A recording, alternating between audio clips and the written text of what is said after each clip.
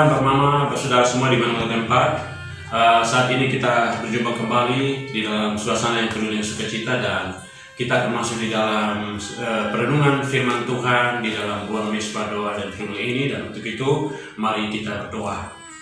Ya Tuhan Allah kami, Allah di dalam nama Tuhan Yesus, kami bersyukur atas kasih karunia-Mu bagi kami, di mana Tuhan telah menuntun, memelihara, menjaga kami, walaupun di tengah situasi, kondisi yang ada.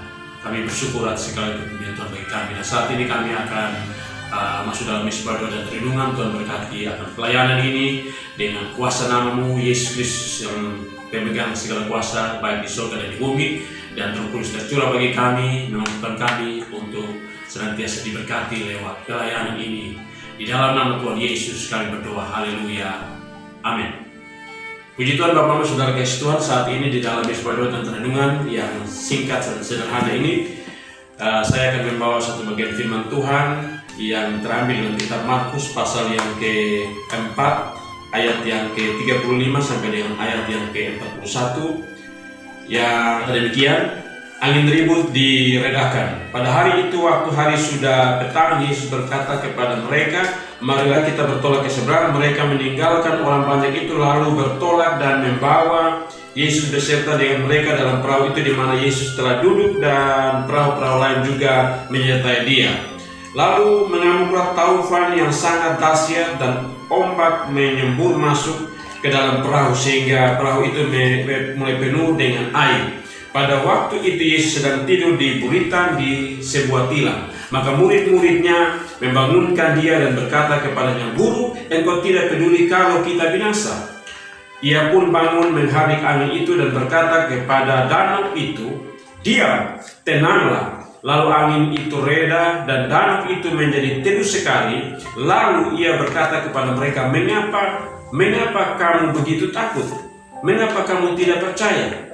Mereka menjadi sangat takut dan berkata seorang kepada yang lain, "Siapa gerangan orang ini sehingga angin dan danau pun taat kepadanya?" Haleluya. Siapakah orang ini sehingga angin dan danau pun taat kepadanya? Haleluya. Bapak, Mama, Saudara kasih Tuhan, saya memberikan tema di sini: angin ribut dan danau pun takluk kepada Yesus. Pertanyaannya sesuai dengan bacaan ini dalam Markus pasal yang keempat ayat yang ke-41. Siapakah orang ini sehingga angin dan danau pun takut atau taat kepada Dia? Bapak, Mama, Saudara kasih Tuhan, saya membagi dalam beberapa ataupun tiga dasar kebenaran firman Tuhan.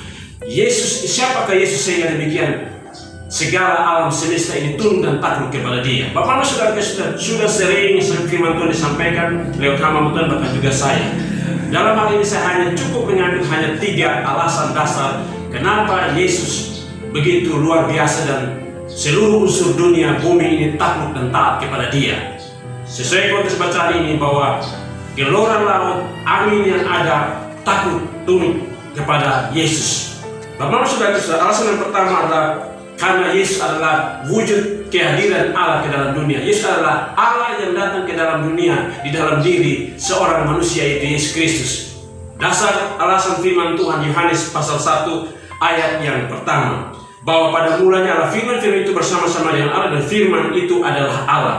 Yang berikut juga bahwa Dia adalah wujud kehadiran Allah ke dalam dunia, yaitu di dalam juga banyak kitab lain, tapi dalam kitab Ibrani pasal 1 ayat yang ketiga, Ia adalah cahaya kemuliaan Allah dan gambar wujud Allah, dan menopang segala yang ada dengan firman-Nya yang penuh kekuasaan. Dan setelah Ia selesai mengadakan penyucian dosa, Ia duduk di sebelah Allah yang maha besar di tempat yang tinggi. Haleluya. Alasan bahwa Yesus itu adalah wujud kehadiran Allah ke dalam dunia, yang tadi dalam Yohanes 1 ayat 1, yang adalah Dia pada mulanya firman itu bersama-sama dengan Allah, dan firman itu adalah Allah, dan kemudian Dia adalah wujud kehadiran Allah, wujud ataupun cahaya kemuliaan Allah, wujud Allah yang ada di dalam dunia, bahwa Dialah pemegang segala kuasa itu sendiri. Bapak, Mama, Saudara kasih Tuhan, yang kedua adalah Yesus Kristus adalah pemegang segala kuasa. Segala kuasa telah diberikan kepada Dia, baik di sorga bahkan di bumi. Kalau kita dapati di dalam Injil Matius pasal 28 ayat 18, Yesus mendekati mereka dan berkata kepadaku telah diberikan segala kuasa di sorga dan di bumi. Haleluya. Dan alasan kedua tadi bahwa Yesus Kristus telah diberikan segala kuasa baik di sorga dan di bumi. Dialah pemegang kendali, pemegang hak, otoritas kuasa baik di sorga dan di bumi. Sehingga demikian angin sakal ataupun angin taufan ataupun danau itu, persoalan beban itu ditaklukkan dan tunduk dan taat, karena dia pemegang segala kuasa baik di sorga bahkan di bumi. Juga di dalam Ibrani pasal 1 ayat 1 sampai dengan ayat yang kedua, kita lihat pada zaman dahulu Allah berulang kali dan dalam berbagai cara berbicara kepada nenek moyang kita dengan perantaraan nabi-nabi. Ayat yang kedua, maka pada zaman akhir ini ia telah berbicara kepada kita dengan perantaraan anaknya yang telah ia tetapkan sebagai yang berhak menerima segala yang ada. Oleh dia Allah telah menjadikan alam semesta ini. Haleluya. Ini suatu dua bagian kebenaran membuktikan bahwa Yesus itulah yang memegang segala kuasa baik di sorga dan di bumi. Karena dia yang telah ditetapkan oleh Allah, dia yang telah diberikan segala kuasa kewenangan itu, dan dia itu adalah Allah itu sendiri, wujud kehadiran Allah ke dalam dunia. Sehingga demikian bahwa segala alam semesta ini tunduk dan takluk kepada Yesus. Alasan yang ketiga Bapak Saudara kekasih Tuhan adalah bahwa Yesus Kristus itu adalah Tuhan. Di dalam Filipi 2 ayat yang ke-11 Tuhan berkata, dan segala lidah mengaku Yesus Kristus adalah Tuhan bagi kemuliaan Allah Bapa. Haleluya.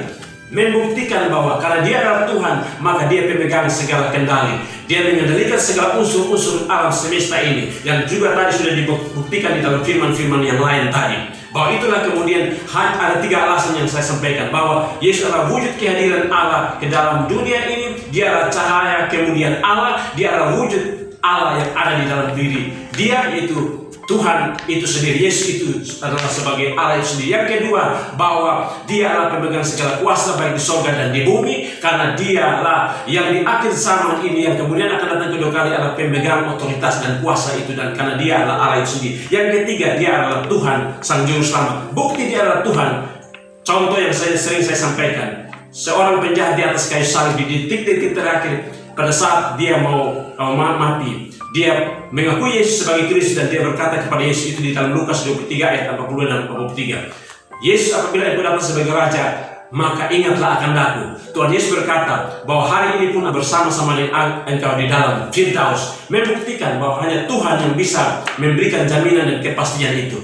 Dialah Yesus Kristus yang adalah Tuhan, dan kemudian itulah membuktikan kebenaran firman Tuhan ini kepada kita lewat bacaan kita, renungan kita ini, bahwa angin, taufan ataupun badai, gelombang, danau itu tunduk dan taat. Inilah jawaban. Maka untuk itu Bapak Mama Saudara Yesus, bahwa terlepas pada waktu itu para murid mereka tentu takut, mereka gentar, sama seperti kita juga yang menghadapi masalah seperti ini, kegoncangan badai seperti ini, contoh COVID-19 dan sebagainya. Dan tentu juga timbul semacam kecemasan, keraguan oleh karena situasi ini. Tetapi ingat, Yesus Kristus telah membuktikan bahwa segala unsur langit apapun, segala macam bentuk, tunduk dan takluk kepada dia, karena dia adalah Tuhan itu sendiri. Dan persoalan apapun bagi Bapak, saya dan saudara akan senantiasa mendapat jalan itu. Yang penting percaya, mengakui bahwa dia adalah Tuhan Sang Juru Selamat itu sendiri. Haleluya Bapak saudara sekalian. Demikian ini firman Tuhan, kiranya menjadi berkat bagi Bapak Mama, bagi saya dan saudara, dan mari kita berdoa. Allah Tuhan kami ada di hadapan hadirat-Mu Tuhan, firman Tuhan yang sangat luar biasa. Haleluya. Terima kasih Tuhan. Kiranya lewat firman ini menjadi berkat bagi kami semua dan memberikan jawaban bagi kami di tengah situasi beban, persoalan, masalah hidup yang ada. Kami percaya bahwa situasi bencana sana sini melanda dunia, Indonesia khususnya, dari Sabang sampai Merauke khususnya wabah corona ini. Tetapi Tuhan sedang melawan dengan cara-cara yang luar biasa. Kiat-kiat yang dibangun oleh pemerintah lewat berbagai macam kegiatan-kegiatan, senantiasa mendapat lawatan Tuhan, mendapat anugerah Tuhan, mendapat jawaban Tuhan, pemulihan sana sini, penyembuhan sana sini.